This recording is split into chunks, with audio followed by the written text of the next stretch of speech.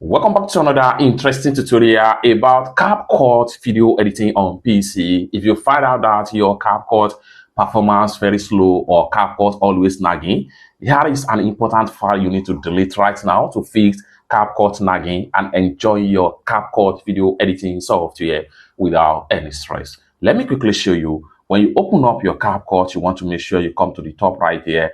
Go ahead and click on setting icon and then navigate to settings right here. And this is going to pump up. You want to make sure you navigate to performance tab right here. Under the performance tab, you want to make sure you delete your props file right here. Go ahead and click on this trash icon and this is going to pump up right here. Remove props file, then go ahead and simply click on confirm. So go ahead and hit on confirm and boom, you are done. After that, close your CapCut. Then lastly, come down below right there, hit on save. Then after that, close your CapCut and restart your PC.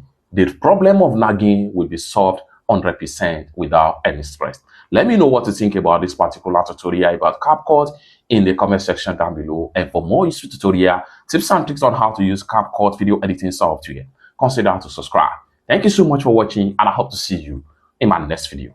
Bye for now.